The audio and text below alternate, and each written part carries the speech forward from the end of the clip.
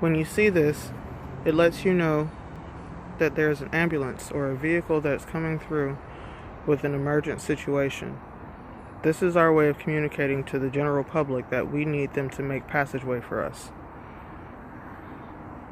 If you look here, it says ambulance, but it says it backwards so that you're able to read it through your rearview mirror and you're able to move out of the way. There's also a siren, a pulse, and a tone that allows you to hear us coming before you can see. This is the inside of the ambulance. This is where we also have different methods of communication.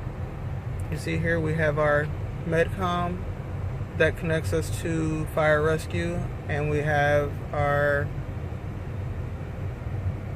other radio that connects us to hospitals, so that we're able to communicate with them and let them know that we have a patient coming in. While in traffic, these buttons, man 1, man 2, horn, T1 and T2, just different ways of communicating.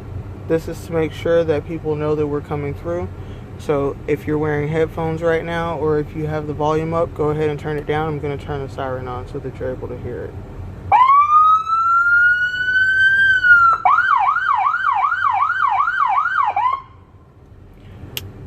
Those are two of the different horn sounds that you'll hear. That's just to get your attention so that you know to move out of the way. We are now in the back of the rescue. This is our stretcher.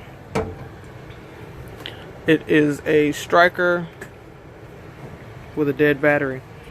Stryker Power Pro.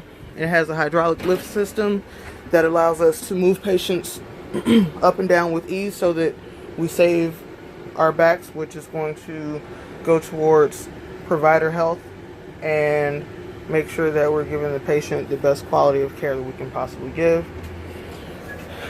This is our monitor. This is a LifePak 15. And with this, see, there are dotted lines that are showing up. Each space tells a certain thing, which is how we know what the human body is trying to communicate to us when it's in distress. So, if you look here, these are called leads. These are leads you have here, they're labeled for you. Right arm, right leg, left arm, left leg. So those are the places that they go. And if you have a patient who is a cardiac patient, then you're going to take these leads and you're going to place them in an angle around the patient's heart so that you're able to get multiple views. When doing so, it'll show up here, and what it does is it shows you a picture of the patient's heart rate. So it shows you what's going on between the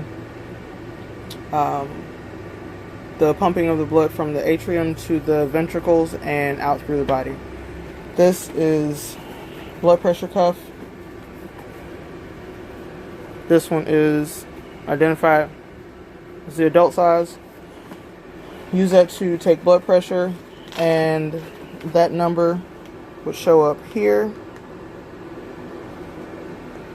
Here we have pulse oximetry.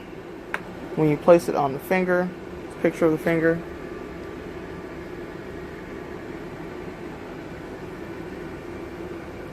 So here, as it's on my finger, it's going to give a reading.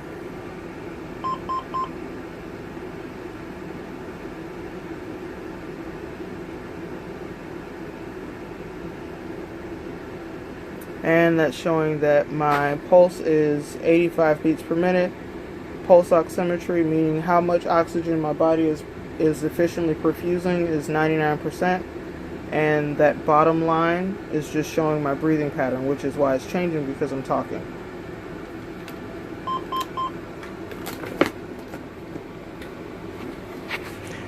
So, these are all ways that the body communicates with us so that we're able to understand what's going on with the patient and it allows us to be able to properly give them the care that they need to receive. This is a critical care truck, so if you look there in the corner right there, that is a ventilator. It's a portable ventilator that allows us to be able to service patients who have respiratory issues where they are not able to breathe adequately on their own. So we use those to make sure that we're able to provide them the assistance that they require.